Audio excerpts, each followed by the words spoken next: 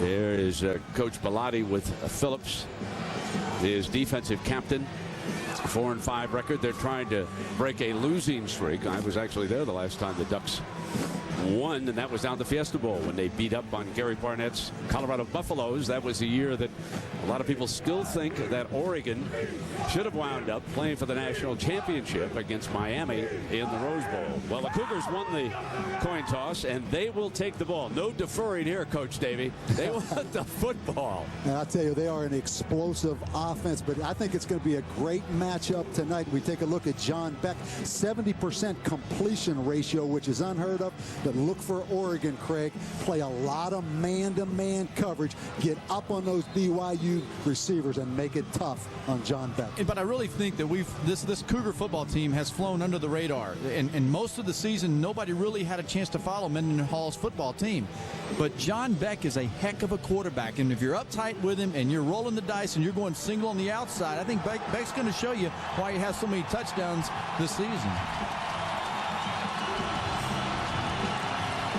And BYU, one of the fastest starting offenses in the country, fastest starting teams in the country, 138-25. They've outscored opponents in the first quarter. I take credit for the first turnover of the night.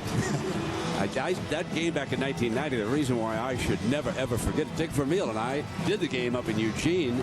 Ducks won it. They won the last meeting back in 1990 between these two teams. Nate Mickle is back with Curtis Brown, the running back for the Cougars, and Matt Evenson has the ball on the tee to get this started.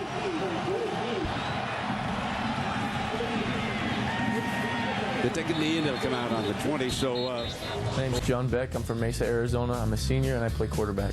Growing up, I was a huge Ty Detmer fan. The very first year I played football, it was flag football. I chose number 14. My hobbies off the field, I really enjoy being outdoors. I love fly fishing. Basically, any type of fishing I enjoy. I was married on May 1st of 2004. My wife's name is Barbara Burke. This coming April, we're expecting a little baby boy. The name's already chosen, so we're just kind of waiting for him to come now so we can give it to him, but it's going to be Ty. Ty Beck it'll be. So here is John, the senior, back from the shotgun. Drop. I'm tight end Dan Coach here to give you the starting offensive lineup. At the offensive line, we got the bookend tackles, Jake Caressa and Dallas the Star Reynolds. Going to the skill positions, we got the wide receivers, high jumper extraordinaire Matt Allen, moving over to all-time playmaker Mike Reed. And down at tight end, we got number 13, Johnny Harleen. And for quarterback, 2 words, John Beck. And he hands off this time to Brown, the running back, who finds daylight in the middle of this defense. And the Ducks try to show pressure. There's a penalty flag. There's no foul in the play. Fourth down. Derek McLaughlin. Now I want you to watch the protectors. Look at the angle that the Cougars take in this setup. Utah frequently came close. In fact, probably should have been called for roughing McLaughlin once. Patrick Chung, who starts in the secondary for the Ducks. He's the return man. Daylight and a short field to work with for Brady Leaf. What's up, everybody? It's your boy, Inoka Lucas, represent the 808 State, here to introduce the Oregon offense. Palani Monsoon, starting right guard. You got 2 great receivers, Jay Will and Jordan Kent, catching anything that comes to them. You got Jonathan Stewart, a.k.a. Snoop, who's making the offensive line look good, and a boy from Montana, Brady Leaf. Go Ducks. The 808 area code. That, of course, Hawaii for Lucas, who is from Honolulu, in case you didn't know. How about this? Leaf can't find the deep man, and he is sacked at the 45-yard line. I'll tell you what, Brent, it's a good thing that BYU had pressure. You're going to see the little handoff, throwback, and Jonathan Kent was wide open. Jordan Kent, down the middle of that football, middle of the field, number 2. Quinn Gooch, number 25, the free safety, bit hard. He was up at the linebacker level. You see Gooch trying to get back at the end, but he came up hard on the play action. On 2nd and 19. And Kent wondering if that's a lateral. I think it's an incomplete pass. The ball was thrown forward. You take a look at Brady Leaf, his first start ever in the last regular season game against Oregon State. 25 of 42 for 275 yards. Other than the one interception he threw for a touchdown, played outstanding in that big rivalry game against Oregon State.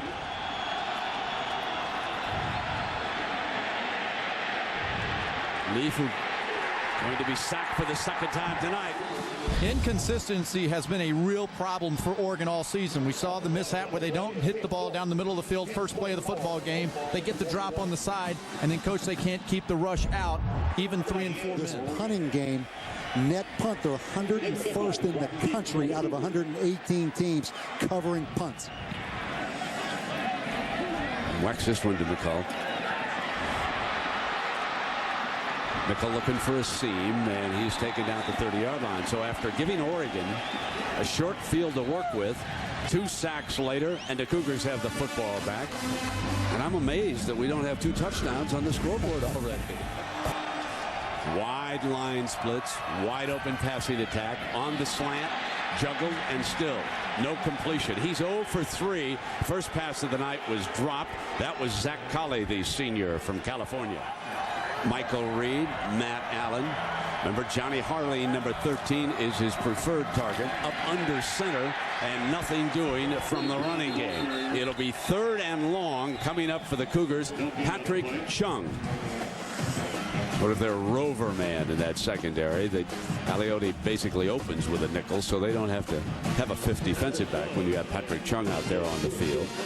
Look at Patrick Chung, last year the Pac-10 Freshman of the Year, a leader in that secondary for Oregon. And he really gives Aliotti a lot of strength in the running game. The support that he has as a free safety coming up in playing there is really phenomenal. 3rd and 10.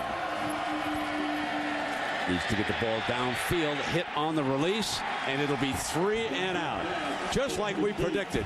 Defenses will dominate here tonight. This is a coverage that is really done well by Oregon's defense. Great job by BYU's offensive line of picking everybody up. And also, though, good pressure at the end right there by Darius Sanders, 95. Comes in with 9 sacks on the season.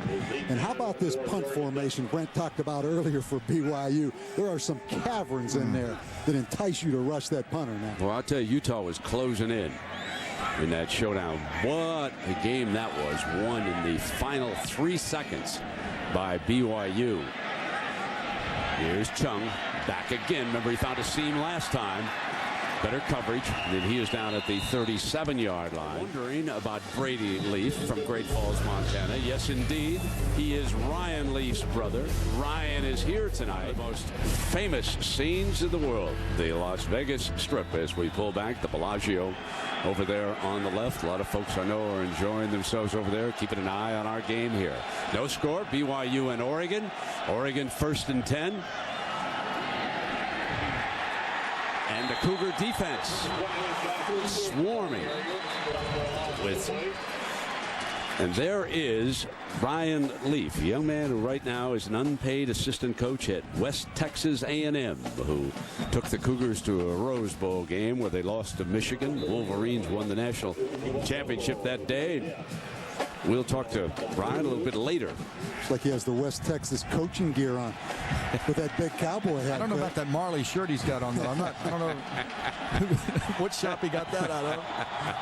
2nd down and 13 for his brother.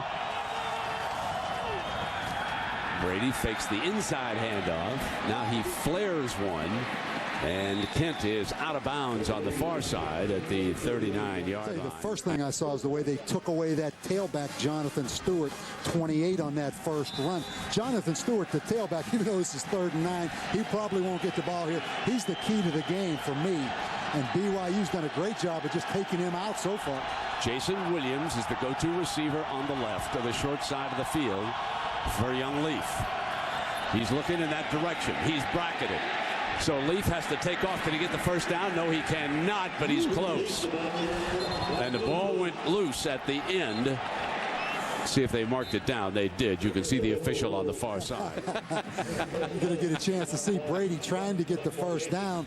The ball came out. That was very close. I didn't get a chance to see the left knee right there, Craig. Maybe it was down. Late there was pressure. Fair catch signaled. at the 16-yard line, and John Beck and the Cougars, who went up and down the field on Utah, especially in the first and fourth quarters. Here we've got scoreless game between BYU and Oregon. This the third series for senior quarterback John Beck from Mesa, Arizona, operating again from the shotgun with the inside handoff now. There's the best offensive play of the game. Manuse Tana. Down the hill, I think the fullback here in this game and this offense with Curtis Brown on the other side of Tana really gives them an added element and a real power downhill offense. And then they put the ball right in the hands of Michael Reed, and suddenly we got a little flash of offense showing up here. Cougars on their own 40-yard line.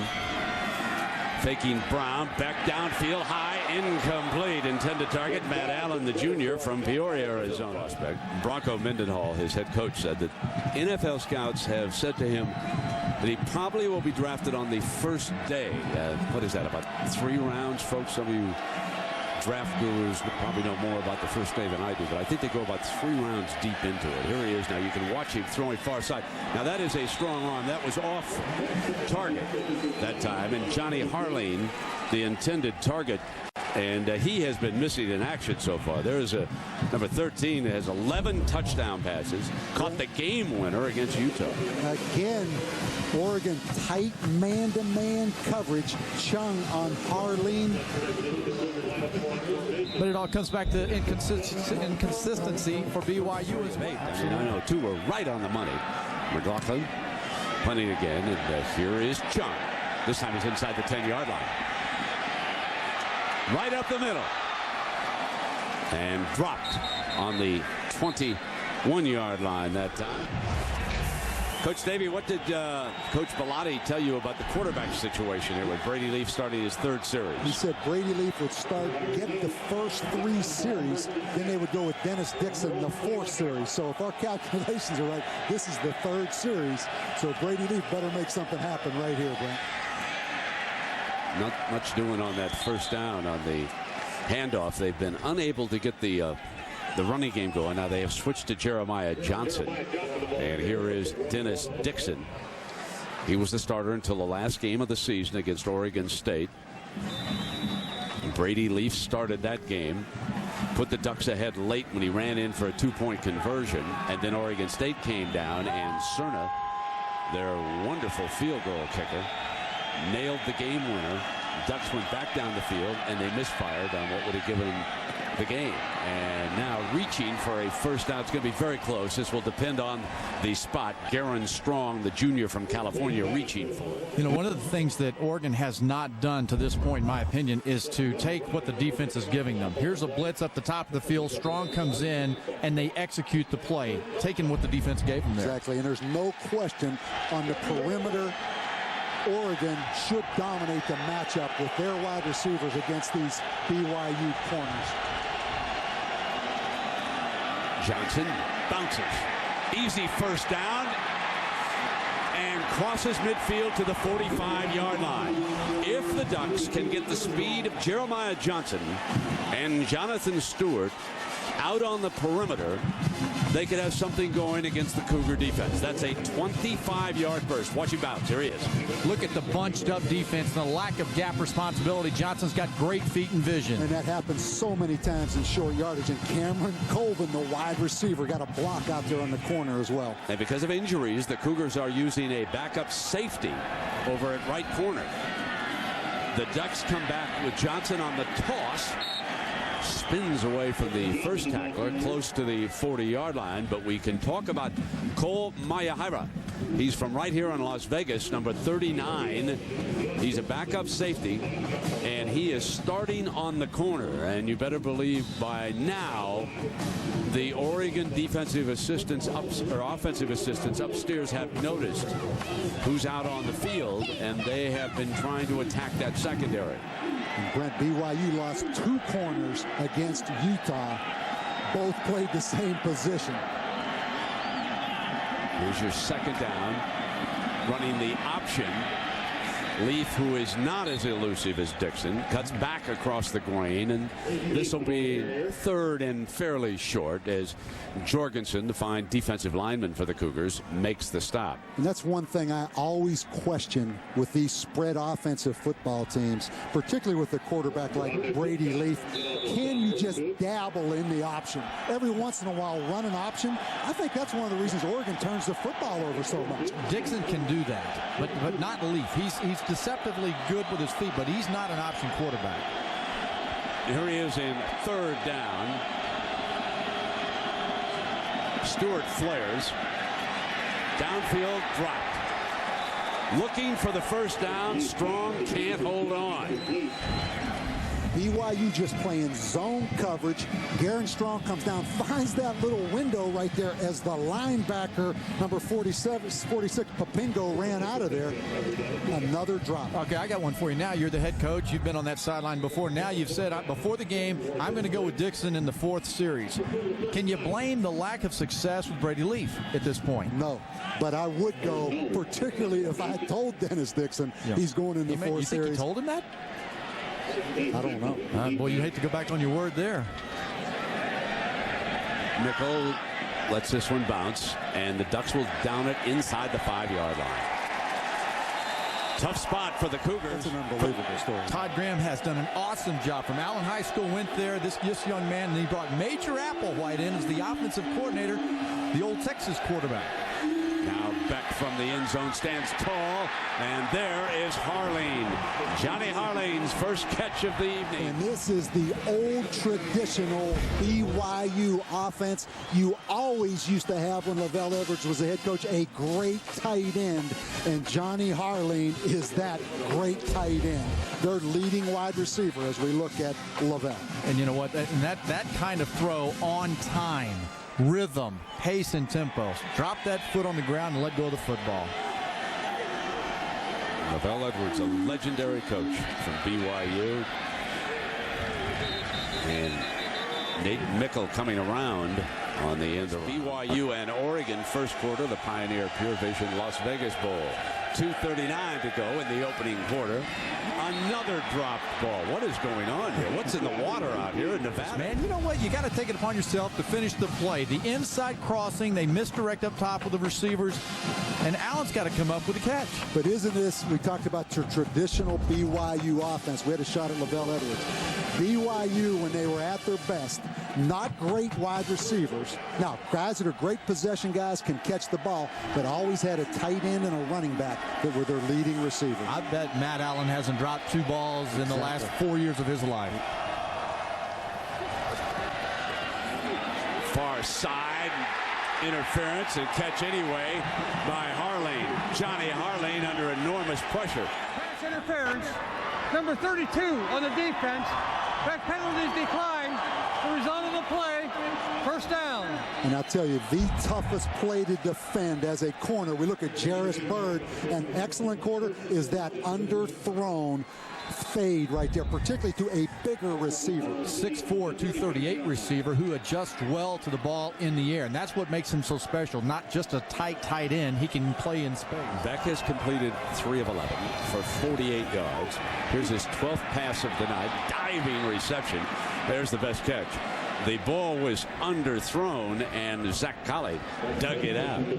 So now BYU's offense has figured out that crossing patterns are confusing Oregon. Well, not so much confusion, Craig, but when you play man-to-man coverage and they run those little crossers, defensive players pick themselves. And that time, Zach Colley was wide open. If that ball would have been thrown a little better, there was a lot of run after the catch yardage. Back with the running play. Brown picks his way to the 46-yard line. This will be 3rd and short this season. How about the amazing Colt Brennan over in Hawaii? He is the only quarterback ahead of John Beck. I'll tell you the one that surprises me, Jamarcus. I'll tell you, for not working together, you were all over that. I'm feeling you on the draw. But, you know, Jamarcus Russell doesn't get a lot of credit for passing efficiency. He's in a pretty good group right there. Here's 3rd and 2, and was there movement of the offensive line? And they should step in on this. things out of control, and here comes another penalty flag.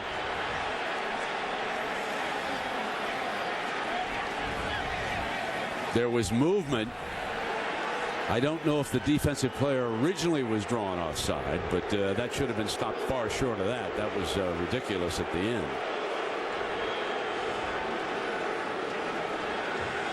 Well, if your motor wasn't going before that play, you can promise that both sidelines will have them cranked up now. You can see the defensive tackle bursting across 90, and at that point, he should have stopped. And you know the whistle's going. He should have stopped. And that is David Fiesta. Dead ball, offsides.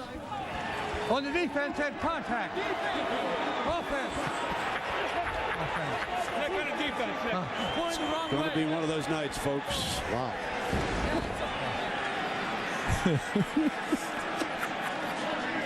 Defense, correction.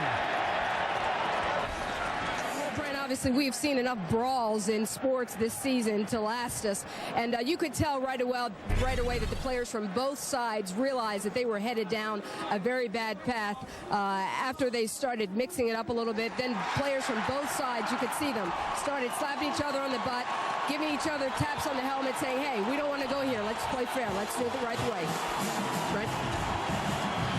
And that's how you stop that, Lisa, is to have a strong penalty enforced, a personal foul against Oregon, and that's the message that needs to be sent. Nice job by Nick Define by putting it out there. You want me to say that name again? No. David Fiesta, number 90. And this is marching against the Ducks defense, too, as a result. Now watch him as he knocked the ball free. Now he throws the quarterback back.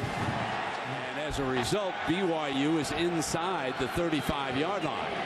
Play fake. Beck got a lot of time. Stands tall.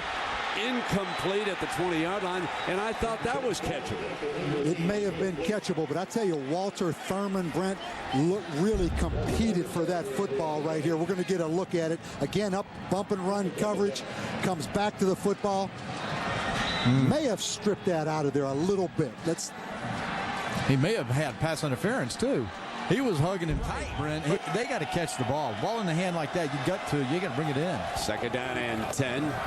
Here again, they hand off to the wide receiver, Nate Mickle, and the defense jumps that play. It'll be third and long. That's Darius Sanders, fine defensive end from Los Angeles. He's a senior.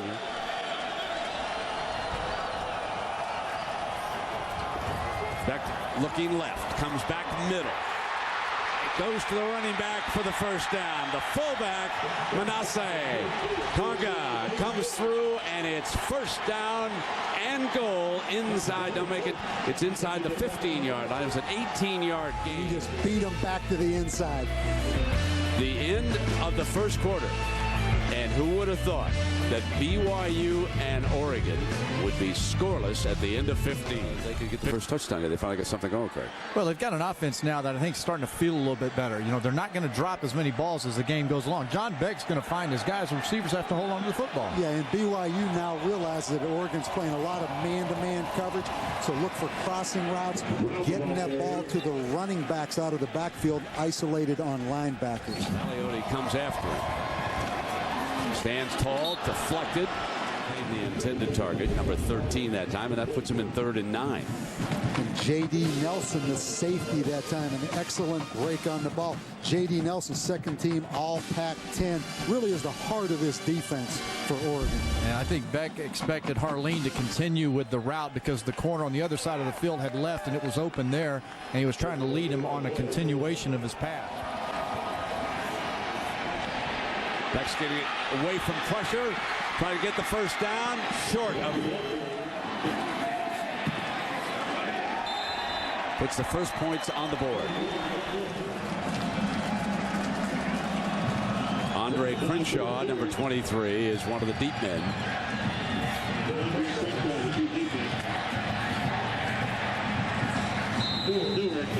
Now to the 22-yard line is Jonathan Stewart, and our game track presented by the Diamond Trading Company. BYU with 2 quick sacks of Leaf, but the Cougars had 4 drop passes. And they finally marched down and kicked a field goal to lead it 3-0. So, just what you said, Coach. Dennis Dixon, here with the 4th series of the game, has checked in as Oregon's quarterback. Dennis Dixon, the fastest quarterback ever at Oregon, runs 4.49. The reason he's not starting, interceptions and turnovers late in the season. 13 of them, to be exact, against 11 touchdown passes overall. Here he is slipping, and he's down. The stats for Dixon, who is a junior like Leaf. That's the first 6 games, and they were 5-1. But then they went 2-3 against the heart of the Pac-10 schedule, with only 1 touchdown pass against 8 interceptions. So here's Dixon with something to prove. And how about Gary Croton opening up with a play action, trying to get Dixon some confidence to throw the football. Falls down scrambling. On 2nd and 12, coming with Stewart. And the Cougars swarm on him this will be 3rd and long. Check it with Lisa. Well, Brent, Dennis Dixon admits that he lost a lot of his confidence in those last 5 games, in which he had just 1 touchdown against 8 interceptions. He said it was actually good for him to sit out that game against Oregon State. He got to watch, see what was going on, and he was fully expecting to get some playing time in this game tonight. Coach Bellotti had told both quarterbacks that they would play, and he is keeping to his word. Brent?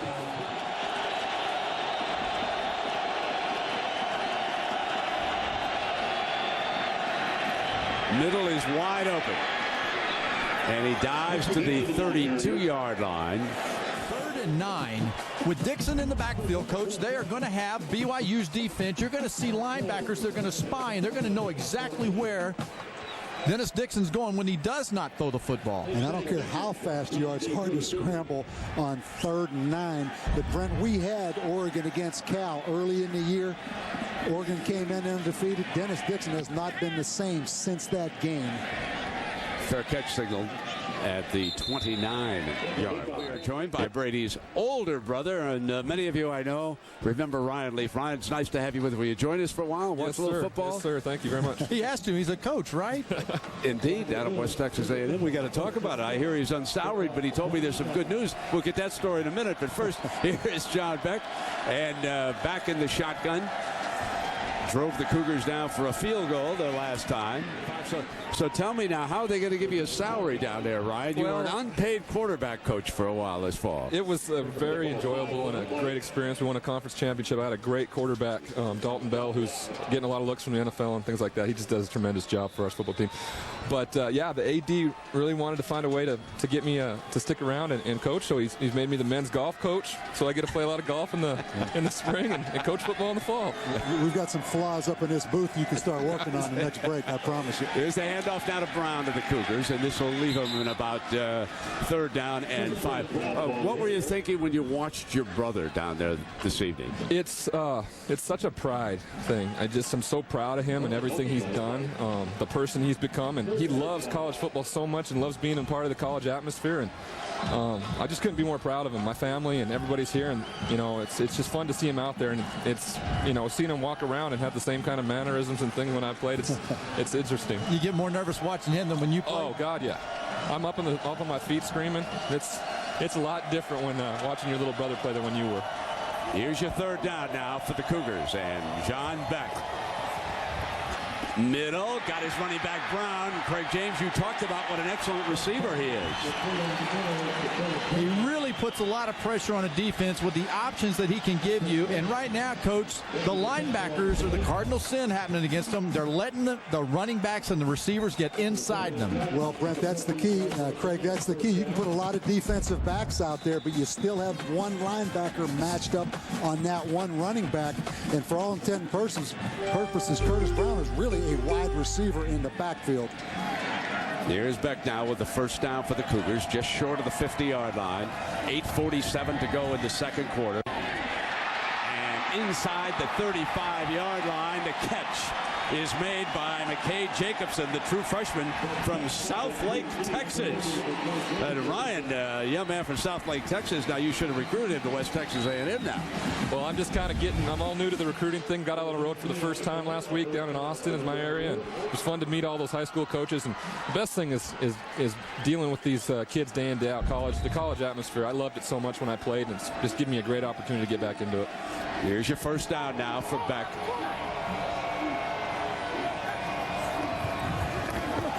Here's Brown. High steps his way across the 30-yard line. And here without the huddle, here comes Harling.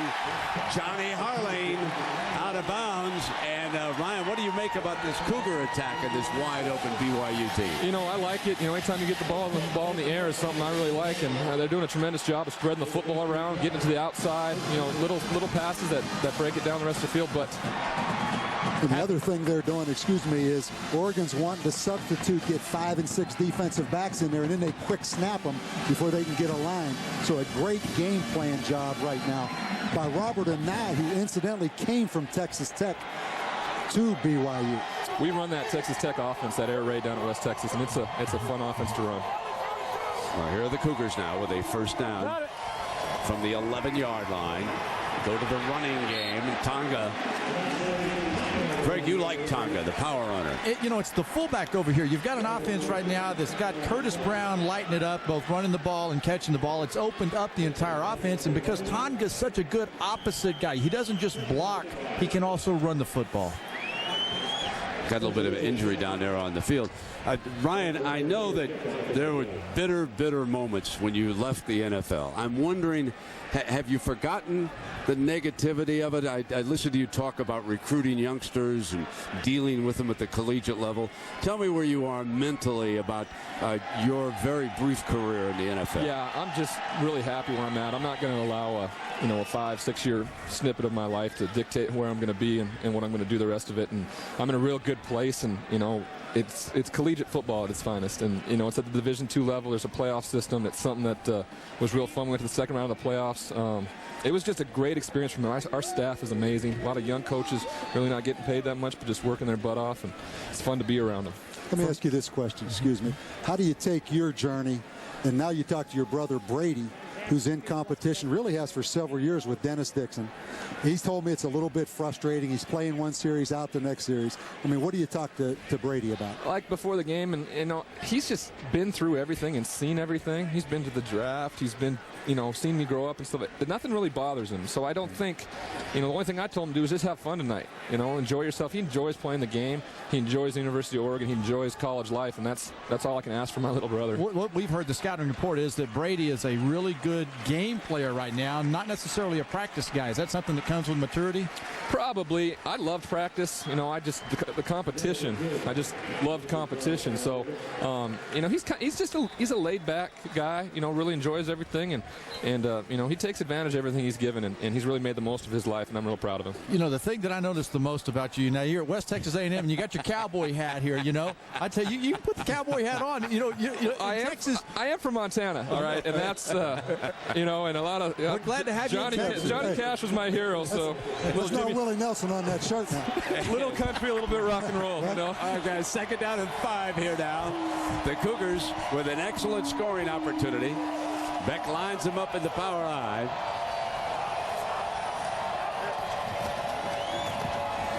A bit of a delay. Touchdown. The game's first touchdown. Curtis Brown, the senior from Palmdale, California. That's his 6th rushing touchdown of the season to go along with his 3 touchdowns receiving. And BYU about to run up a 10-point lead on the Ducks of the Pac-10. Puts it down, and there it is, a 10-point lead. The Cougars with 172 total yards, and their defense is becoming the story. They have limited the Ducks to 45 yards. Jonathan Stewart looking for a seam. Shaking and baking. What a tremendous return to the 47-yard line. Sophomore Jonathan Stewart, one of the greatest high school running backs to come out of the state of Washington, 47 yards. Following the play, dead ball, personal foul, on the kicking team, number 28. That's a 15-yard penalty. First down. If it's on the kicking team, it goes the other way. Am I right or wrong here? You are right, but I think he misspoke and meant the receiving team. As we look at Jonathan Stewart again. Outstanding effort. Outstanding effort. You know, and at the end of this play, Stewart obviously got up, and when he got up from the play, yeah, that push right there. And you know what? There's two things with this Oregon football team. Turnovers and penalties. They are the 113th most penalized team in all of college football. Hard to win when you turn it over and have a lot of penalties. Was somebody pulling his leg? Is that why he did that? I think he was initially, yeah. The BYU player was pulling on it a little bit. But these officials recognize the intensity on the field. They've already had one where they've had to separate the players. They've got to be firm with these teams.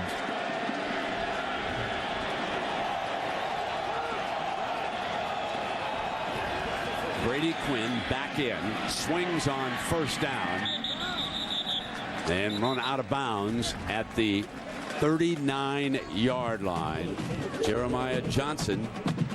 There are two explosive backs on this football team. Jeremiah Johnson and Jonathan Stewart. And Stewart was one of the best players to ever come out of high school. He was the player of the year. I knew I was going to do it. Yeah, I would call him Brady Quinn before the night is over. And I did it. Second down and 3. Brady Leaf for the first down. Fires to Jordan Kent, son of Ernie.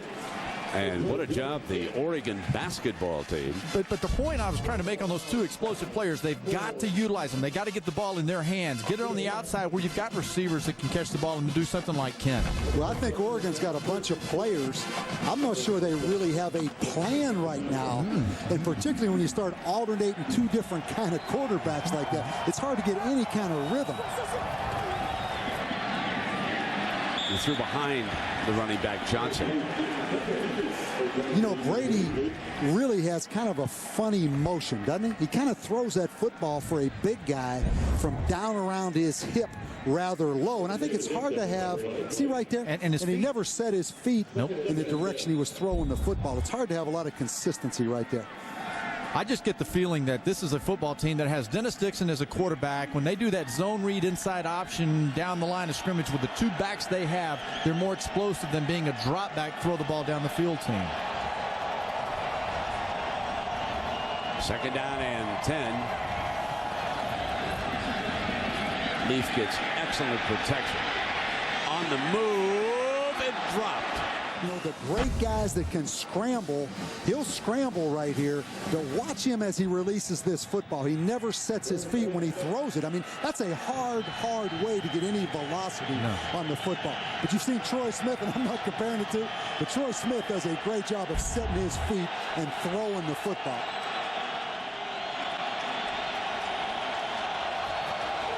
Three Cougars try to rush, and they're held out. Leaf has to cut back. Sacked at the 41-yard line. A long pursuit. And Russell Tialaveve. And when things broke down, no Oregon receivers came back to help him out. Nobody gave him an option. Everybody went deep like it was schoolyard ball. Aaron Knowles.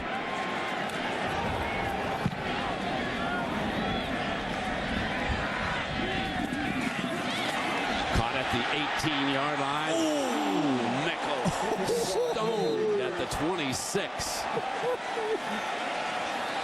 That'll reset your cowboy hat.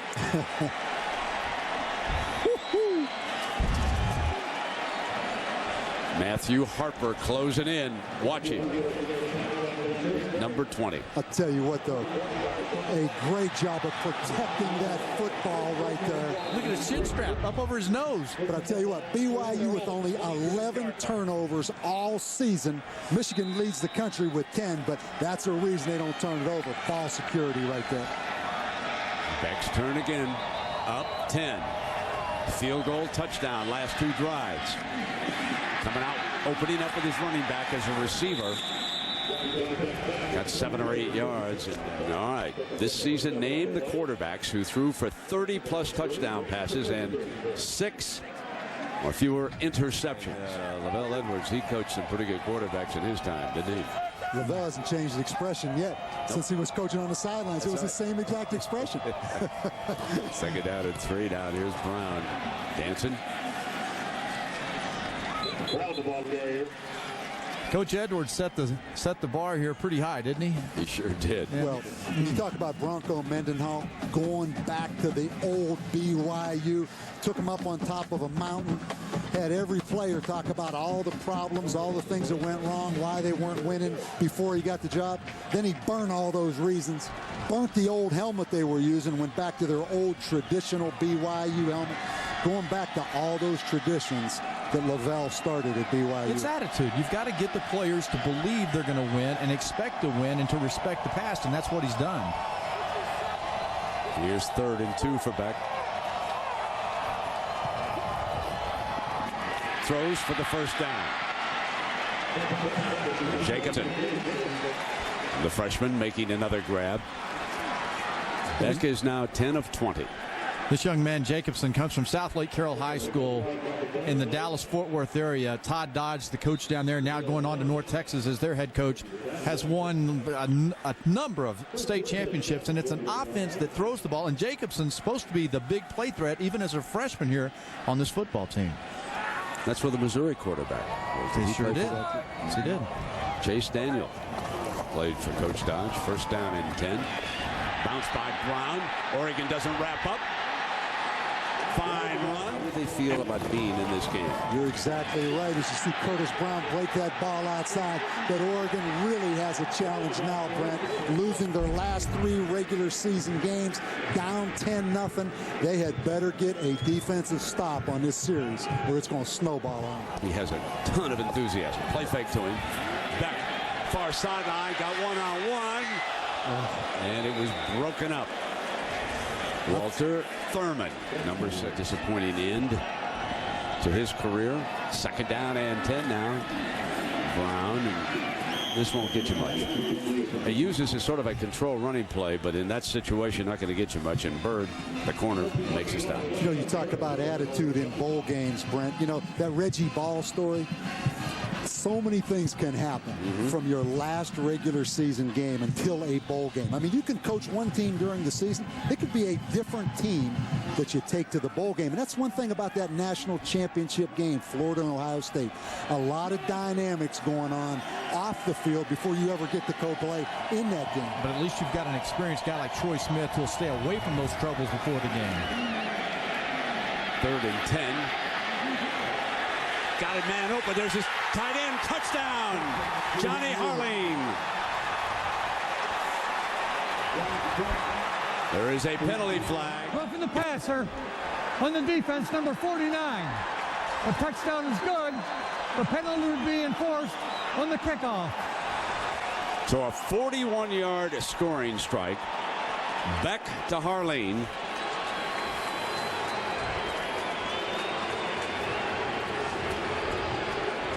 And suddenly this is taking a grim look for the Ducks.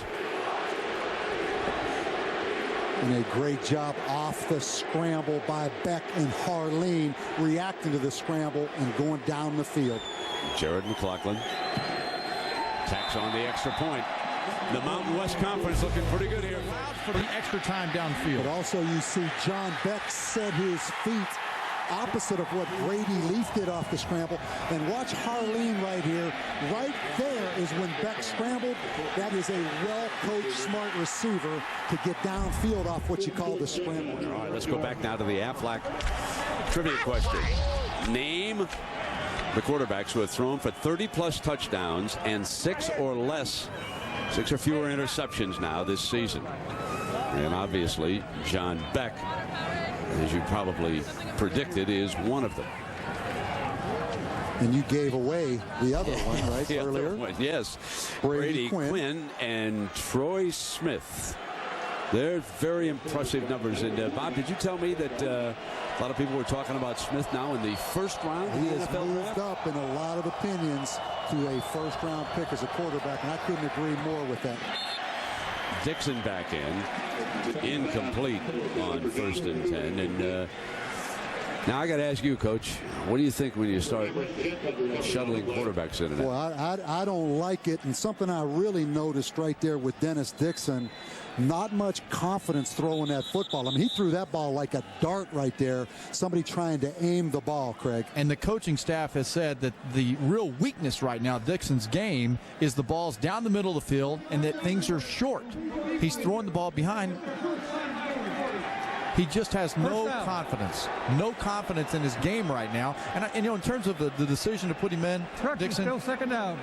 Right now, Mike Bellotti's got to find somebody who can go out on the football field and make a play offensively. I know what he's thinking right there. Don't lose the last 4 games of the season, because that is an off season of discontent right there if you're Mike Bellotti. On 2nd and 10, Dixon dancing. He will take off and step out of bounds at the first down marker here with 1:20 to go. What's important, I would think, for the Ducks mentally, would you guys agree, is for, with 1:20 to go, try to get something on the board here in the final seconds to build off of in the second half. I suppose easier said than done here. And you can still manage the game. It's not like he's got to throw the ball down there. Don't go crazy on him. Just manage it and work your way down there. Stewart and Jeremiah Johnson, if they get in the hands in the open field, they can make a big play. Well, you're a running back, aren't you? Give him the ball. Let him about go. Those running backs. Curtis Brown, they gave Curtis Brown the ball. Look what happened to BYU.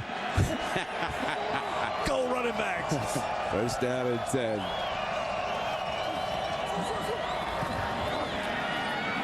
Short, incomplete.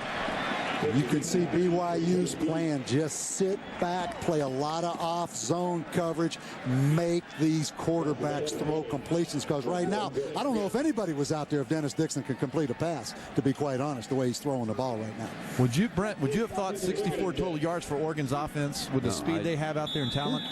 I know they're 8th in the country in total offense. Absolutely. It's not like they can't move the ball now. I would have thought we would have been closing in on 30 total points in the first half. 2nd down and 10.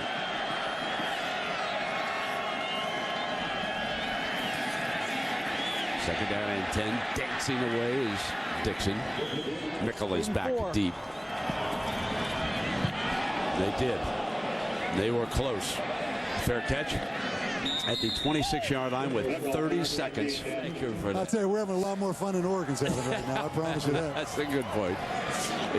Incomplete. 2nd down and 10. At the 39-yard line, pulled in with 19 seconds. Now remember, less than a minute, Beck brought them down the field for the winning touchdown very efficiently with 3 seconds left in a play that took about 13 to unfold. He threw the game winner. Coming in underneath. Here's Harline again. Midfield clock will stop right now. They've got 9 seconds left. Ground the ball, save your timeout, and go to the huddle.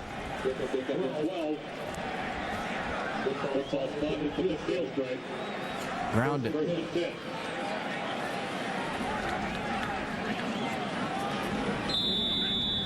He does just that.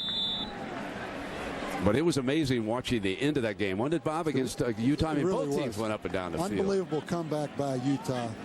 And then it was BYU after BYU that. turned around and scored the last series of the game. There's deflected, and now we're down to the magic 3. BYU's offense, the first quarter, 0 points, first time this season, right? Exactly. So 17 points in the second quarter. Bob, they have held Oregon to 73 total yards here. And that's Leaf was 4 of 8. Dixon was 0 of 2. Here he comes. Beck throwing it deep end zone. Is there a flag? It's intercepted at the 1-yard line. Harline was bumped down there, but there's no flag. Thanks, Brent. Coach, your offense struggling tonight. What are you seeing out there that's not going well? Our quarterbacks aren't making plays right now, and it's unfortunate we played 2 quarterbacks. We have a chance here. We kept it close enough. Our defense got a little bit tired of being on the field too long, but we need to pick it up offensively, no question. So what do you do now? You told me before the game both quarterbacks would play, and whoever was playing the best, you would let them go. What do you do now? They're both not really finding a rhythm. Well, that one of them's got to step up. I think that they will. We've got to look at what we're play calling wise, but overall, they'll be ready to play second half. Thanks a lot, Coach. Okay, Brent.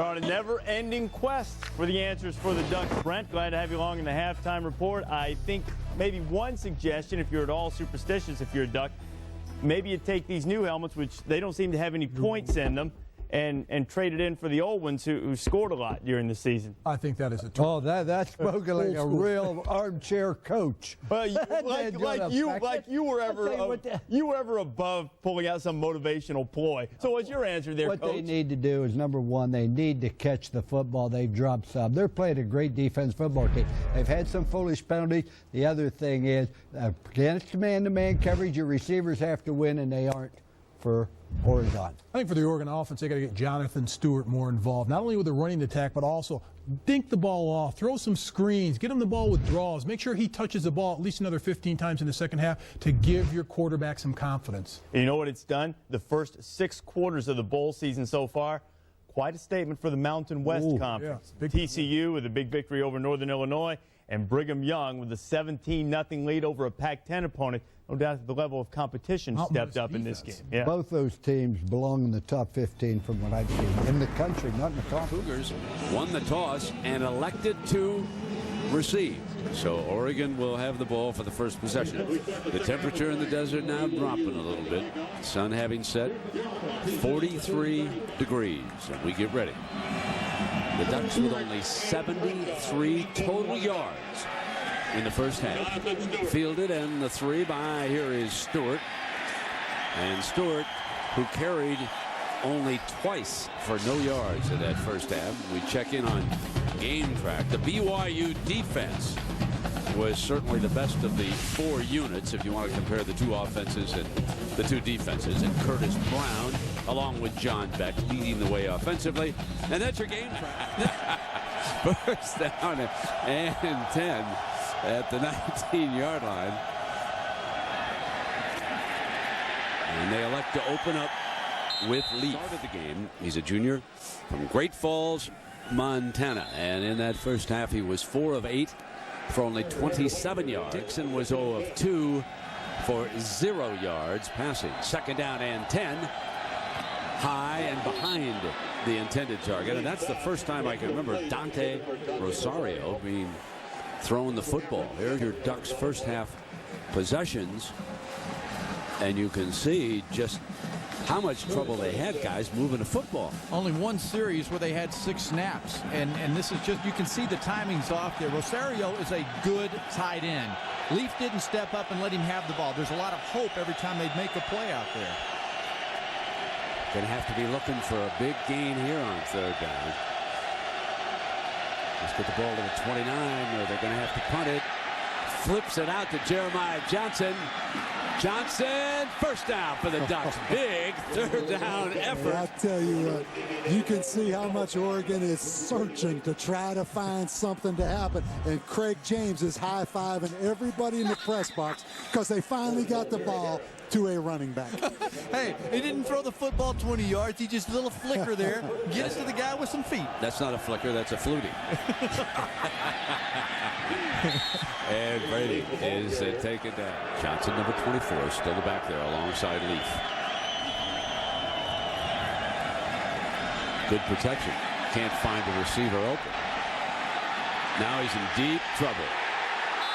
Smacked down at the 19-yard line.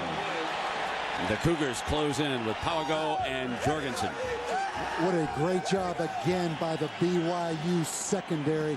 But you really get the feeling right now, what is Oregon on offense? You know, we saw them early in the year. They're a spread offense, run the option on 1st and 10, keep people off bounds. They are not a drop-back passing team, as again, BYU just rushes 3, and they have no answer for that. But they're not what they were early in the season scheme-wise on offense. Leaf doesn't have the feet to scramble either. He's a slow-footed quarterback. He has to stay within the tackle box. Been sacked 4 times here tonight. 3rd and forever. And 3 and out to open the second. After that one first down by Jeremiah, then it goes 3 and out.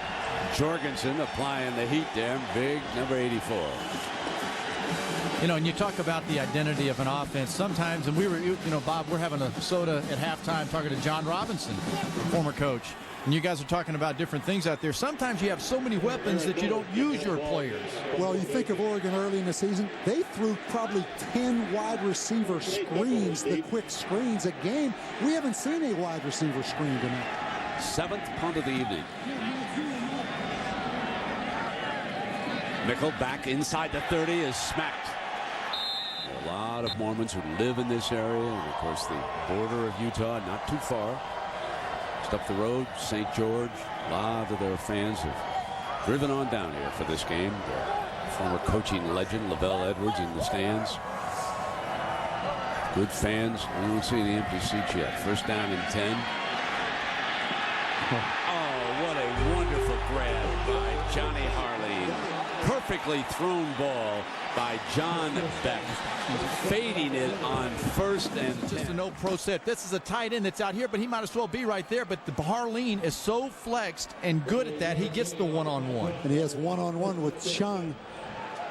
And just a great catch right there. Excuse me. Yeah, that is Chung one-on-one, the safety and coverage right there. But what a great display of hand-eye coordination by the big tight end.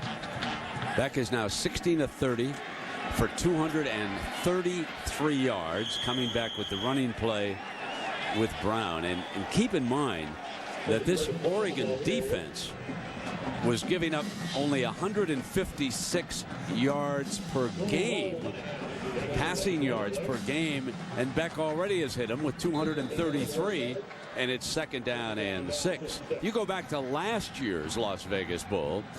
Californian Marshawn Lynch came in here, and they shot it out with the Cougars. And here tonight, Oregon is playing like a UCLA team when they lost in a Vegas Bowl against Wyoming. 2nd down, high and incomplete, and there's the penalty flag. And I think Chung's just he's frustrated after the catch Harleen had on him a while ago. Interference on the defense, number 15. That's a spot foul. Automatic, 1st down. First thing, the quarterback, John Beck, took a big lick by Blair Phillips. Ooh, man, that may be mutual right there, Coach. I mean, Harleen came off and smoked him in the chin. Wasn't it? Well, right there is the big hit. Coach Bellotti, read his lips. He thought the ball was uncatchable.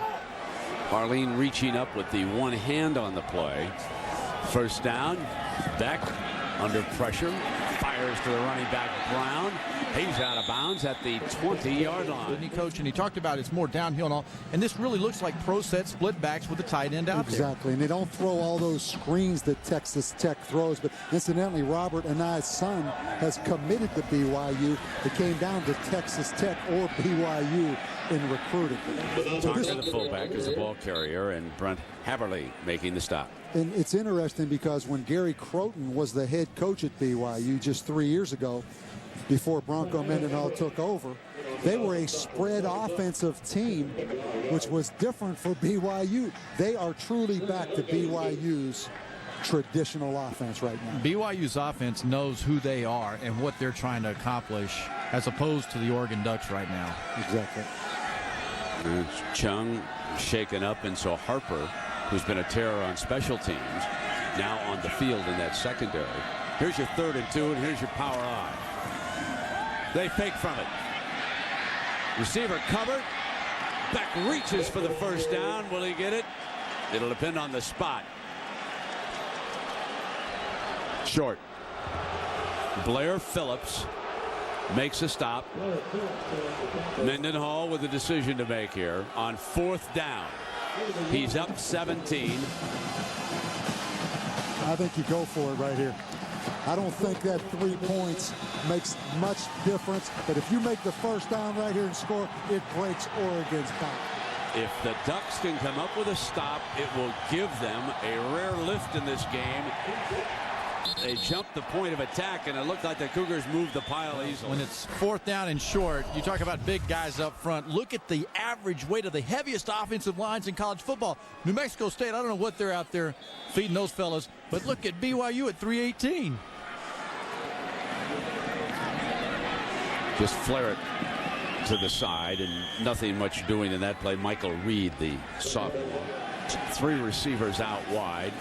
Beck under pressure, steps away. There's a penalty flag. Holding's going to be called, I believe. Throw across the grain, incomplete. Offense, number 67. At the 10-yard penalty in the previous spot. Replay, second down. 33 of the players are married. Several of them have 3 children. Out of bounds, incomplete. That was Reed working the sideline. You know, Bob, you and I have talked, and Craig, I know that you have been in the arena against BYU, and linemen, college football linemen who go down and square off against a lot of these youngsters from the Lavelle Edwards era who'd been on that mission. They'd look across, they'd think they were playing guys for the NFL. Big guys, much older. Yes. Different mindsets. You know, some of them are going for job interviews during the week, and he has to give them time off. 12 different languages they speak in that locker room. Right.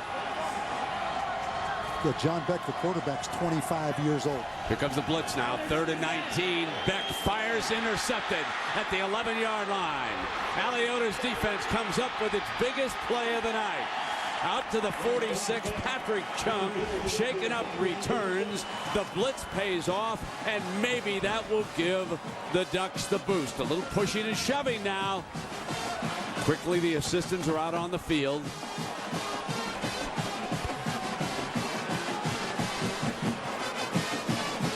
The blitz was rolling on Beck. Blair Phillips, 33, the linebacker, a leader on this Ducks defense, came and put the pressure on John Beck, and he's going to start. You see him coming up the middle. And also outside. J.D. Nelson, the safety, coming on the blitz. But right now, I mean, Oregon was on life support. They were on life support. Let's see if right now this is their shot to make something happen. What are you saying, up top right here? I'd go up, make something happen. It's up to Brady Leaf. They stack 2 receivers to the left. They need a quarterback to step up here. There's the first completion coming out. Not many yards, but at least he put it in the hands of Cameron Colvin, a young man who, out of De La Salle, he was a part of that legendary 151-game winning streak by De La Salle. But I must say that Colvin, he was one of the most hyped receivers to come out of all of California that one year. Hasn't quite lived up to all of that buildup that he received. But let's see, he's coming on now. 2nd down and 5. And here's Stewart bouncing to the outside.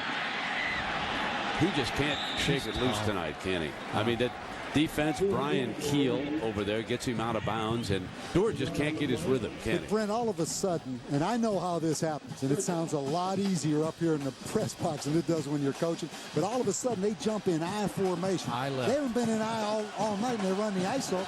It's hard to get any continuity or figure out what the defense is going to be in because you've never been in I formation. So they're just kind of grab bagging right now. Well, they better grab 4 yards right here. 3rd and 4. Got a man, and he should have had it. Ball is dropped by Cole. Yeah, I think you go for it here, and another drop. Brady Leaf, nice job with his feet that time. Now, that's a hard ball to catch. It's got traffic of linebackers coming through there, but Colvin, he had the hands on the ball, has to come up with a play. 5 drop passes were counted now by the Oregon Ducks here tonight. Here's your 4th and 4. And Jason Williams, number 4, at 6'5", 240, right up here, at some point has to be a factor in this game. Leaf rolling hard to the right, throws, intercepted. He threw to coverage on the near side. You can't telegraph a pass more than Brady Leaf did on this one here. Watch to the outside. Look how deliberate he is, Coach. And again, I don't think throwing on the run is a strength for Brady Leaf. Well, this is what happens when you intercept the ball for the Cougars. You get a little room service. Hit those toes up for Mr. Robinson down there, please. Polish them up there. 1st down and 10 for Beck and the Cougars. And a penalty flag. And Bob and Craig, we can start talking a little hoops, I think, here, man. False start on the offense, number 65. The 5-yard penalty remains. 1st down.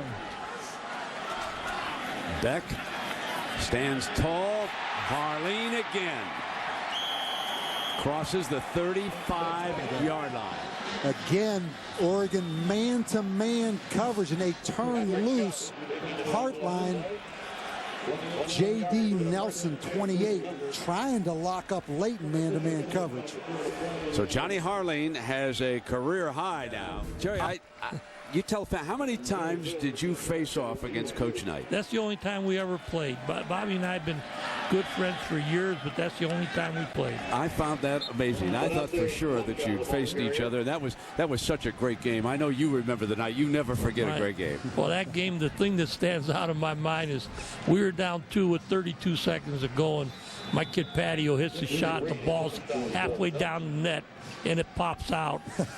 And we could have gone up 1 instead. They got the rebound, and they made another bucket, and that was it. Let's watch this 2nd and 6 here now. Beck is back in the gun. BYU with the ball. 5.5 to go in the 3rd quarter. Incomplete, and that'll bring up 3rd down. Jerry, what a lot of folks don't know about you, you're a big-time college football fan. Oh, I love college football. I don't think there's anything better than a great college football game because of the atmosphere, the pageantry, the atmosphere. I became a big-time Notre Dame fan when Bob Davie was there. Now, you and your buddies seek a new venue every year to go off on a road trip. This year, you were down at Texas A&M, right? Texas A&M, Oklahoma. What a great game. Then I've been to Notre Dame probably 4 or 5 times. We've been to Oklahoma, Texas. 3rd and 6 here. Beck fires for the 1st down, and he has got it close to the 20-yard line. Jerry, so what's your impression tonight of BYU and Oregon? This is a classic example of one school really wanting to play. BYU has a great crowd. They got the hunger, the passion. Oregon, I don't think even wants to play in the game. And, you know, it's a shame because Oregon, I'm sure, is every bit as good as BYU. But on a night like this. Of all the places you've been around college football, looking at it from a different perspective, what's the #1 spot as far as just atmosphere at a college football site? I never seen anything like the Texas A&M crowd. Never. Exactly. And I love Notre Dame. Tonight we played Oklahoma, Texas A&M. And they're on their feet. Here he comes, dancing is Brown, still on his feet. And he crosses the 5-yard line, giving you an indication of just what Coach Tarkanian said. The desire of the Cougars, who came in here with a 9-game winning streak, and look at their veteran running back, keeping their crowd very much in the thick of it. They have most of the tickets here. Record-breaking crowd at Sam Boyd Stadium.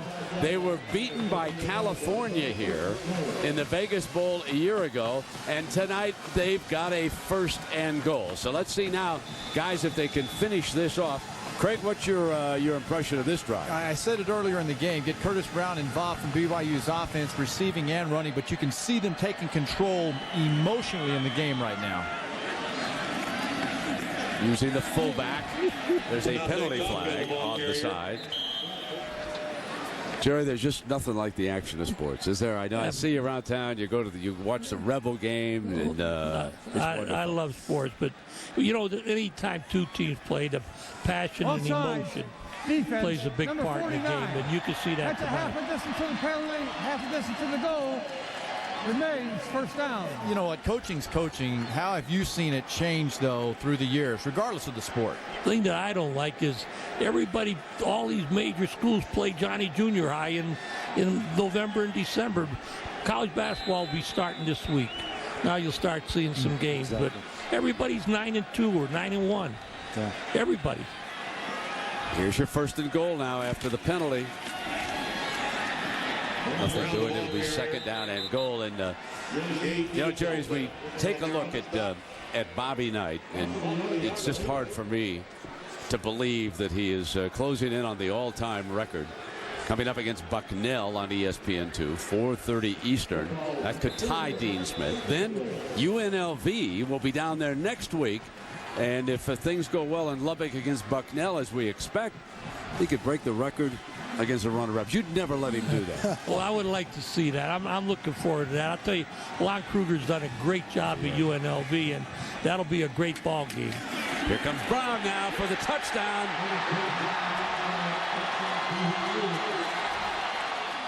And Coach Bellotti and the Ducks a little shell-shocked right now, Bob Davie. Would you agree with that? Completely. And you know what's going through his mind. trying to solve these problems and thinking about heading into that offseason and recruiting with 4 straight losses. Yeah, remember, this was a team that was expected to compete for the Pac-10 title this year.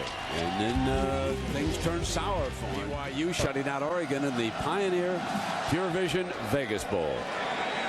Returnable from the 9-yard line, Stewart. And ball is loose. And 10. Going to the running game, and Dixon now in as the Ducks quarterback. And so, Jerry, Bobby Knight, did you ever think that anybody would be around long enough to break the all-time victory record of Dean Smith? Well, Bobby's got great longevity. He really does. He looks good. He looks like he can go 3 or 4 more years. But Mike Krzyzewski will be closing in on him. So you think Krzyzewski might take it away from him? Well, it's only going to take Mike about 4 more 5 years to catch him if he can last that long. Second down. Dixon trying to reach out a little bit short of it. There are the milestones. What made Knight so successful, Jerry? What in your opinion? Well, he's a great coach, but people don't realize what an intelligent person he is. He is just basically a very, very intelligent man, and he does a great job at teaching, and he's been real good for the game. I like Bobby because he's really honest. What he is, what you see is what he is. Let me ask you this. If you went to a coaching clinic and Bobby Knight was speaking at the coaching clinic, what would he talk about? I mean, what is his baby? Is it defense, man-to-man? Is it his motion offense? I mean, what is his signature thing? Well, I'd want to hear him on his motion offense. I think his motion offense is what really pushes Bobby aside. That's the toughest thing to defend. I don't think anybody's defended it real well. A lot of people talk about his defense, but to me, I've always said Bobby's greatest strength is his offense. Has he changed that offense, or has it been the same exact offense if you look back 10 years? Well, it's been about the middle of his career in Indiana. He switched to the motion offense, and I'm sure he's refined it some, but it's basically the same thing. I think, the thing is that I'm the most appreciative of as a fan and respect him so much is his consistency. He's been the same guy, it seems like, from day one. There's not a phony bone in his body. That's what I like about him. He's just exactly what you see. 3rd down and inches coming up here for the Ducks. Dixon, a good runner, remember.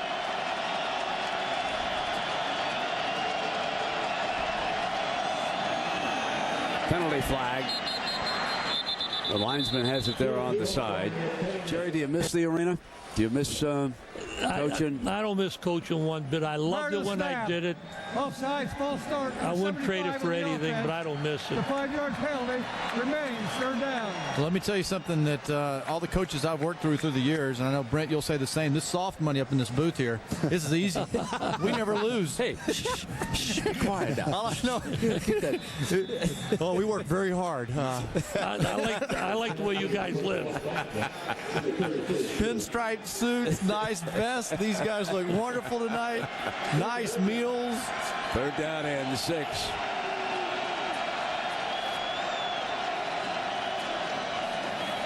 Inside handoff. Burst for the 1st down.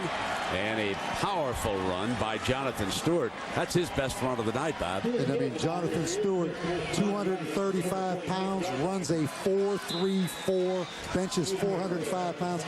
Wouldn't you love to see him in a single back or an I formation in the true tailback position and run downhill?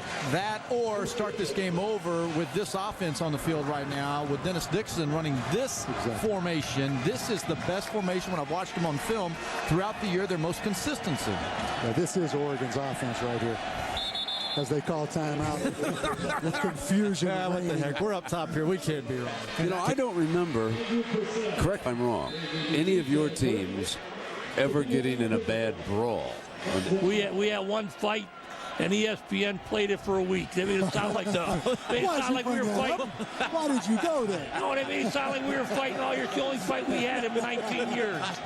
First down. You realize how long he's been wanting to get that off his chest. I'm glad I gave you a chance.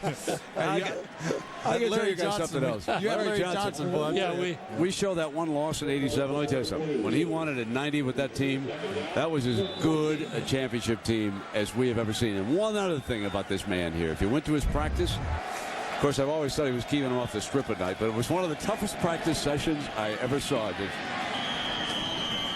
It'll be incomplete. Jerry, you worked hard in practice on defense, my friend. We always felt that nobody practiced harder than we did, and we always felt we were a great defensive team. I know the media never figured it out because we were scoring a lot of points, but that was because of our defense. So it was a legal catch. So here's your third down now. Final minute of the third quarter. Dixon dancing.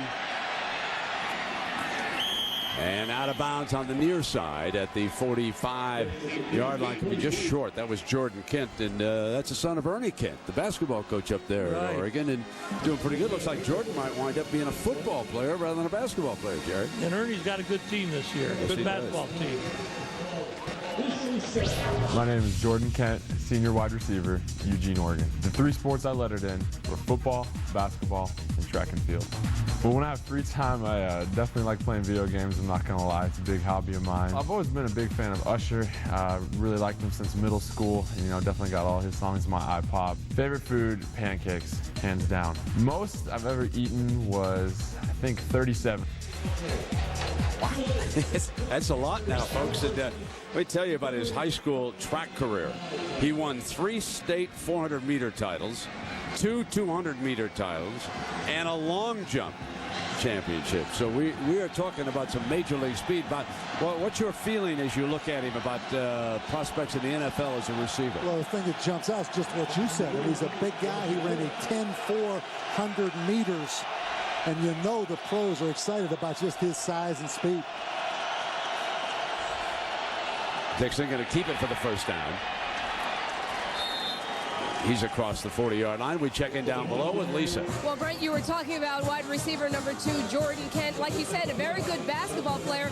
He had been tight-lipped all week long, all season long, about whether or not he was going to play this season for the Ducks. As you said, his father, Ernie Kent, is the head coach of the men's basketball team. He told me yesterday, Jordan told me yesterday at the kickoff luncheon that he will not play basketball this season. He wants to concentrate on a possible NFL career. And Brent, the most interesting part about that, this is just his second season of organized football.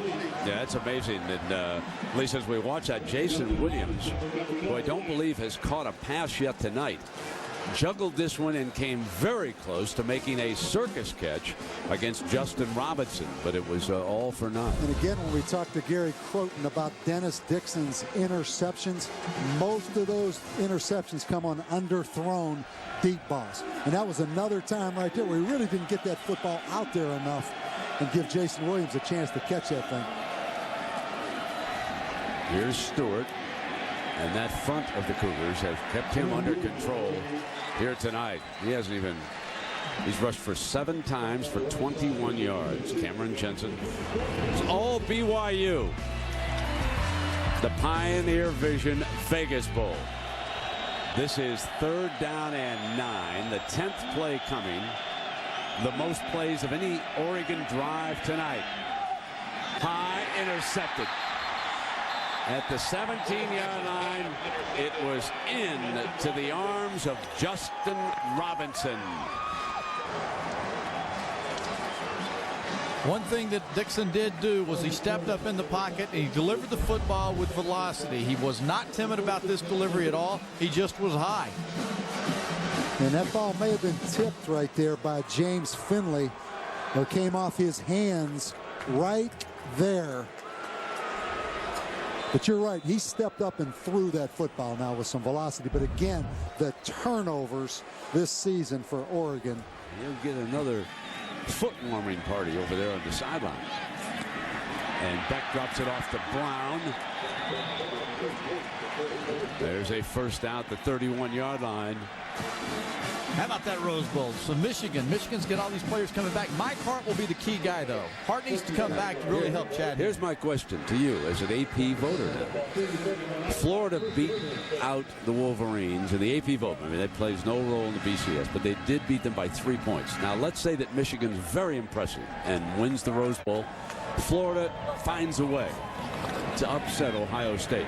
Would you consider, as an AP voter, voting Michigan #1 in the final AP poll? I think the thing that hurts there, Brent, Michigan's chances is USC's lost to UCLA.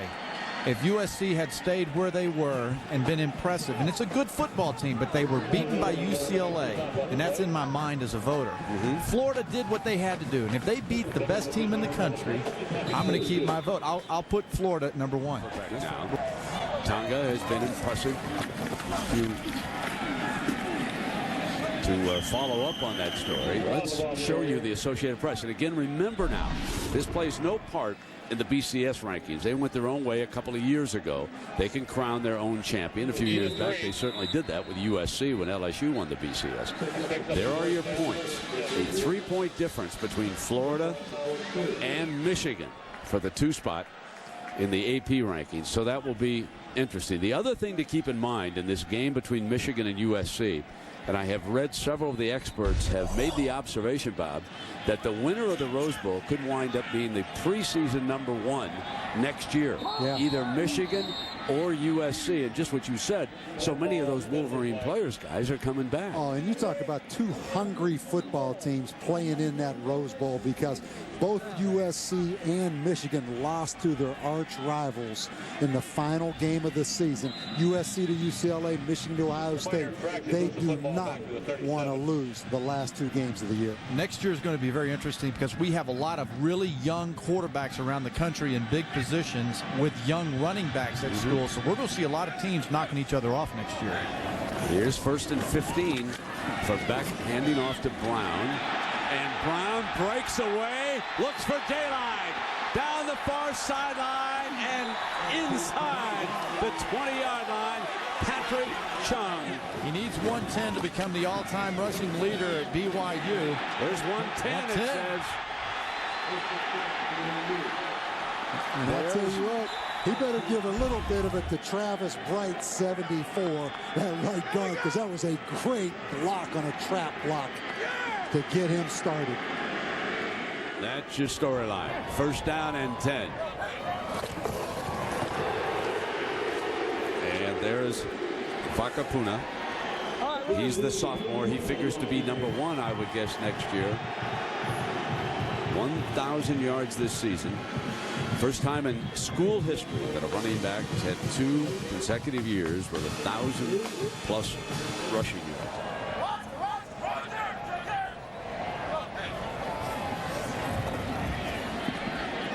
And deflected. 3rd down, we check in with Lisa. Brent, Curtis Brown was not highly recruited out of Paraclete High School in Palmdale, California, in Southern California. He said that his parents sent out about 70 to 80 highlight tapes, and BYU was one of the very few schools that showed any interest. He said that they are the ones who asked him to come to Provo for a recruiting trip. It was the one and only recruiting trip he took. He said it was the best decision he ever made. He was a little apprehensive because he was not a Mormon before he enrolled, but has since become a Mormon. And, of course, a big part of this offense, he says what he's most proud of this season, he has never fumbled once. Brent? Very good story. Beck going to run for it. Dives for the end zone. Touchdown. With his wife watching from the sidelines, John Beck takes it to the end zone. She's standing next to Brown's father. And anytime you play man-to-man coverage and all the receivers run off the DBs, there's nobody left, and he extends that ball across the plane of that goal line. And the ball looked like it was across the goal line with the knee hit, so it had crossed that plane. This is becoming an old-fashioned butt kicker. Wow. Woodshedder. Yes, indeed. You let the air out earlier a while ago when they had that interception. You went poof. What does this say about the Pac-10 in the upcoming bowl game? If anything, let's take you through the BYU season. What a job being done by Bronco Mendenhall and that staff. First conference championship since 2001. And remember, when you go back to September, they lost those 2 games, but only by a total of 10 points. Since then, they've been on a tear. John Beck, 24 touchdowns and 4 picks, a 9-game winning streak, a great comeback against arch-rival Utah in Salt Lake, and about to win their first bowl game since the '97 Cotton Bowl. So a wonderful performance by Bronco Mendenhall, who, as you recall, was hardly the first choice to become their next head coach, but he has made the most of his opportunity. And this has been a very well-coached football team here tonight. 3 penalties for 20 yards. Dixon dances for the Ducks out of bounds as he crosses midfield.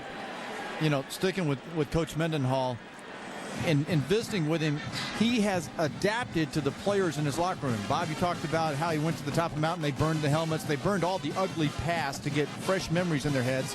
But he also went and he changed his defense. He had more linebackers than he had guys in the secondary. So he got rid of the 3-3-5 that he was so good with and known for, and he went to the 3-4 defense to match what he had on his team. And also the old BYU teams, Lavelle Edwards, they were 3-4 defenses as well. So not only offensively but defensively, they're back to what BYU has had a tradition of.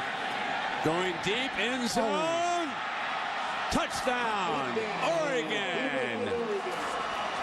Brian Paysinger, he and Jordan Kent were running stride by stride. It's a 48-yard strike. Height advantage, go for the ball. Paysinger stays with it, stays focused, and comes down with the ball. Now, who was the intended target, ladies and gentlemen? If you talk to the quarterback, Dennis Dixon, it was Paysinger. Oh, yeah, all the way, no right? question. But, you know, it's good to see just Dennis Dixon unleash the football and throw a deep ball. Well, his legs on the scramble before the pass play puts more pressure on a defense. It allows him to make some plays with his arms down the field. Now, here's the 2-point conversion try. They run for it. They put it in the arms of Jeremiah Johnson. Well, Luke Bellotti, son of the coach, getting ready, which means exactly what Bob Davie predicted. Little onside kick time coming up here with 10:27 to go, and the Ducks trailing. And here comes the young man. The Cougars already, they push 9, close to the 45. The Cougars shift with him. You can see that. The left foot is high and snatched out of the air. The Ducks battling for it down below. I think a Ducks wing to that one.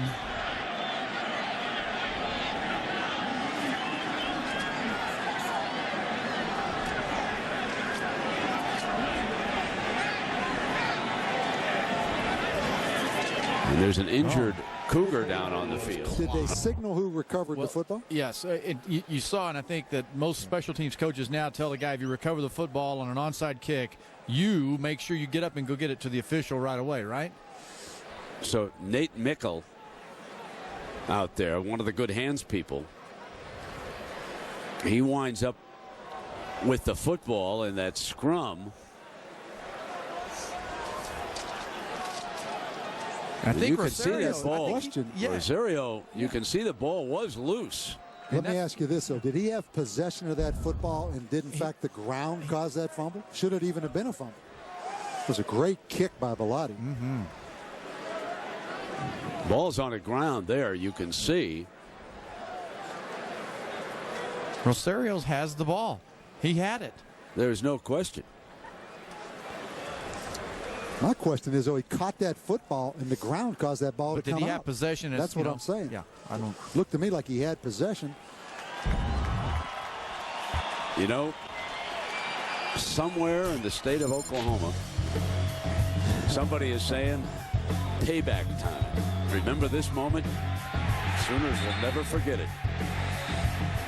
Might have wound up being in the battle for a national championship right now. They awarded the ball to the Ducks, even though clearly the Sooner player walked away from the football rather nonchalantly. That's what I'm saying. Get the ball and go to the official with Absolutely. excitement and do, I've got the ball.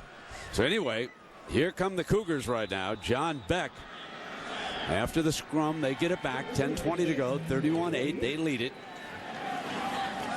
Using Tonga, spinning, battling. It was a late flag because I saw it come down. Number 76 on the offense at the 10-yard penalty.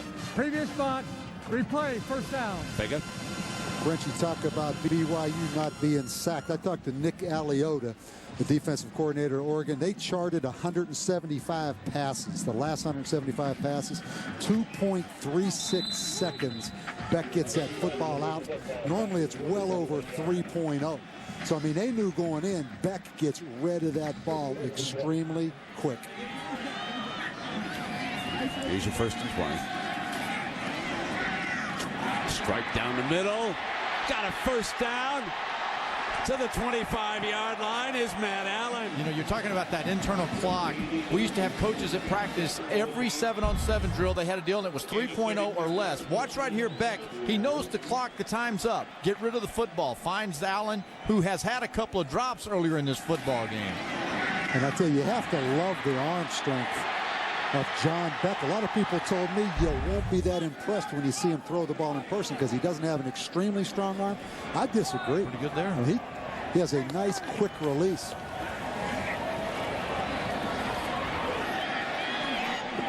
Another completion. Dropping it off to the fullback. Tonga. There are your John Beck stats. Johnny Harline, career high here tonight. The Oregon offense has been shut down for the most part. Coming off a scoring drive. 2nd down and 2. Off the play fake. Going to throw high for it. Got it again. Touchdown! Manasseh Tonga, the sophomore from San Mateo, California.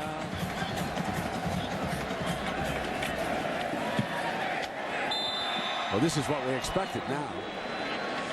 Kickoff will be fielded at the 12-yard line. And again, it's Jonathan Stewart. Dixon still in. Checks down to the underneath receiver to the 41-yard line using Jonathan Stewart. You talk about the kind of night John Beck has had. It still amazes me. 2-year Mormon mission in Portugal. John Beck told me he threw the football a total of 10 times in 2 years. And he wasn't allowed to lift weights. So he got up at 5:30 in the morning and did sit-ups and push-ups for 2 years. Amazing. 25 years old.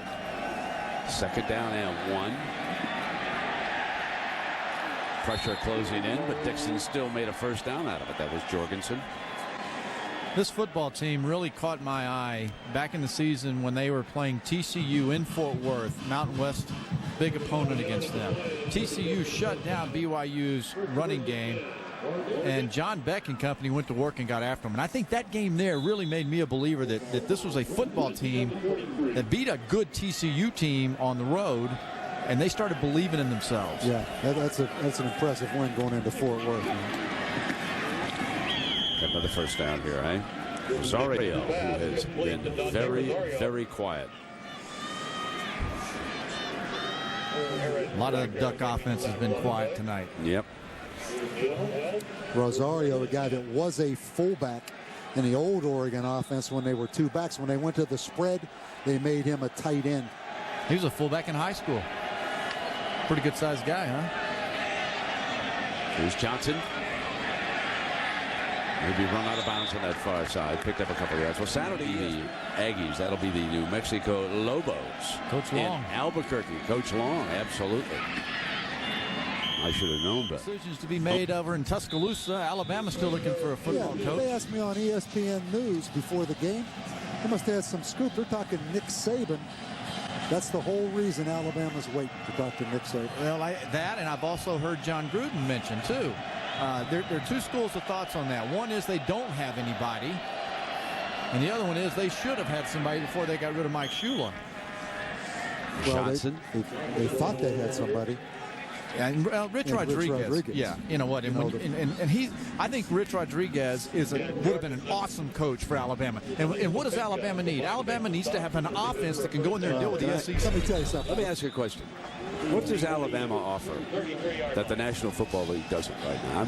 I'm struck by this. Saban. Unless you just love the lifestyle. Throwing for the end zone. Oh, my. Incomplete. Jason Williams. You see one of the problems here, not much room in the end zones here at Sam Boyd Stadium. Good to see Jason Williams get up off the ground. Boy, that's a tough shot to the rail, but it's a breakaway. And the ball really should have been caught.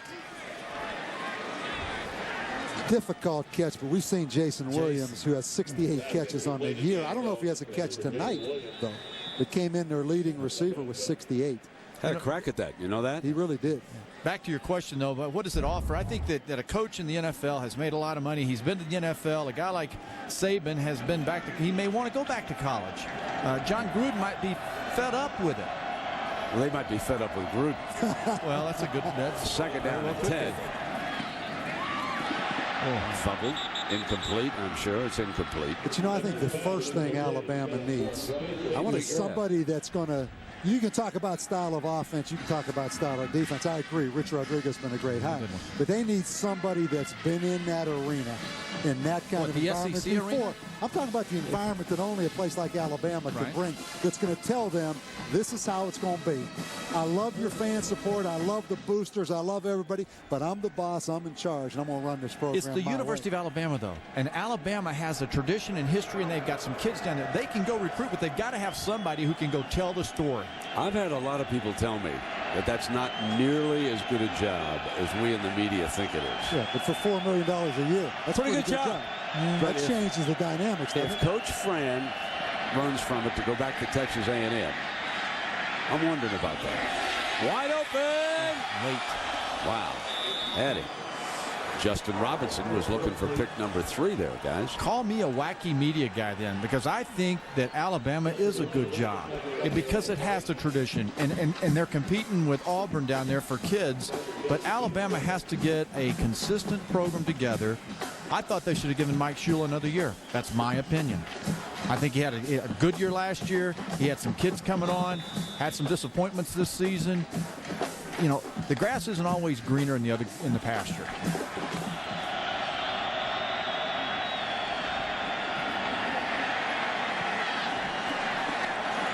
We've got 5:53 to go, and then the guys in Bristol will take over here.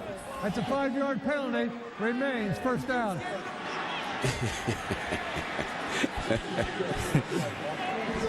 Beck says the umpire was standing over the football, told him you couldn't go. Exactly. That's exactly what he was telling him. How could you do it? First down and 5th. That's pretty funny.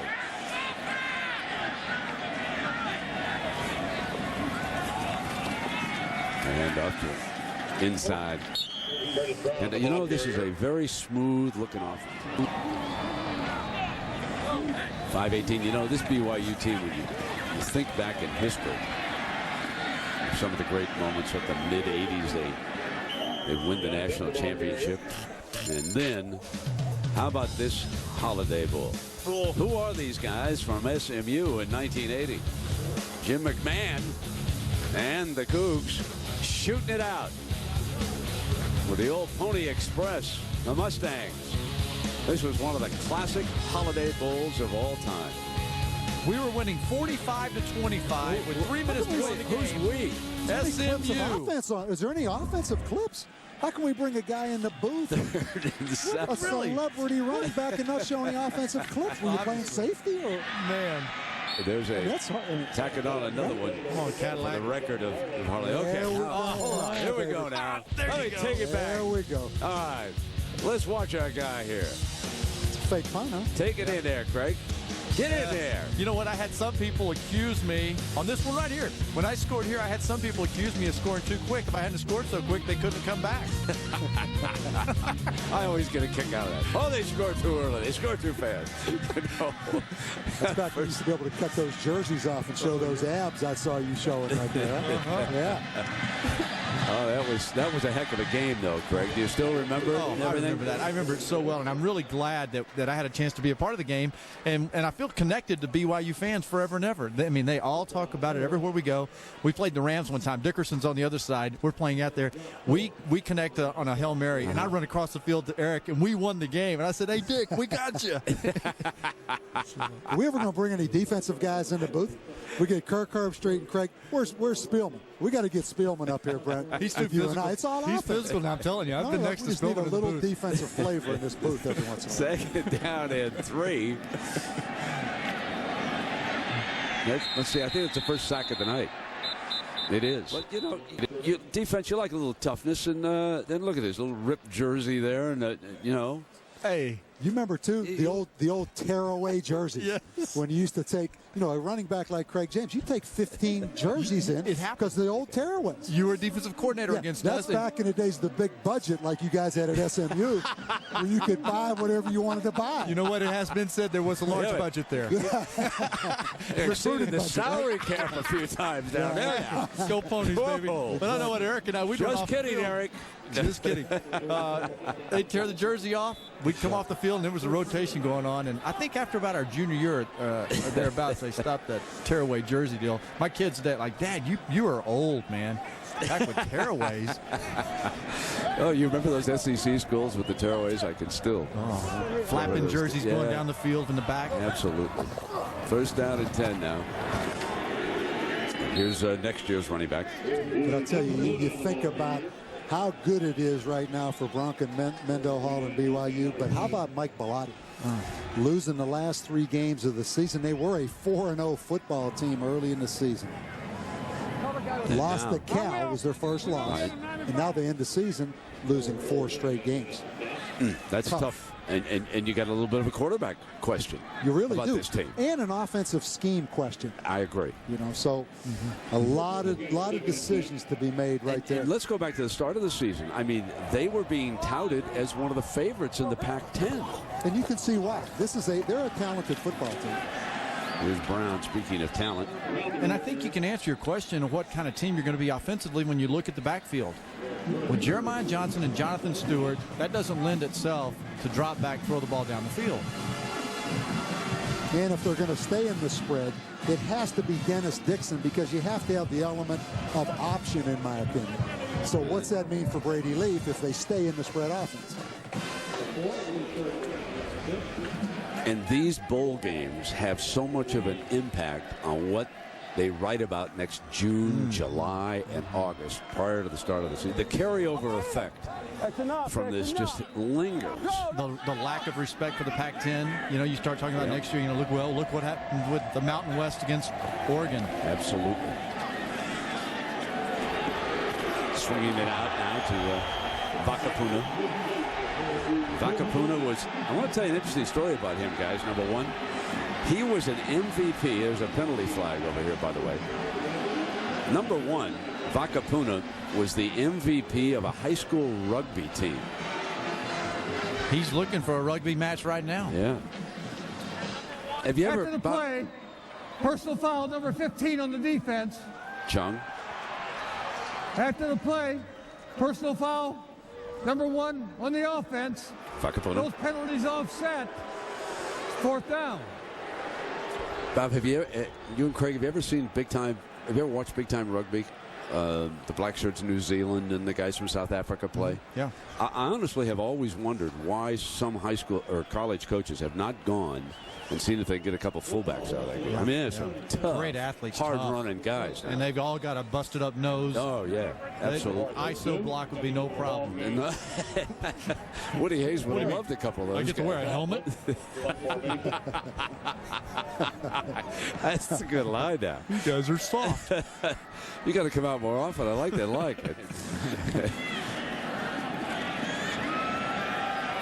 Chung is going to let this one bounce. And we're a minute and 19 away as the BYU Cougars will win their first game tonight in the bowl season since '97. And so we expect a Ty Beck coming along here in a few years to be another promising quarterback. Dixon drops it off, got a first down. He stayed the course, managed the game, and did pretty much what he's done all season long. You know, Craig and Bob, maybe the best quarterbacking year, Dixon going long now, and he overthrows Jordan. I think the best quarterbacking performance I saw in the closing minutes of any game was what Beck did against Utah. That was an unbelievable drive to win that game. Second down and 10.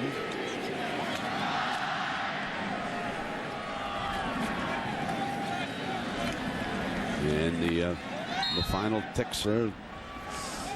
BYU football is back.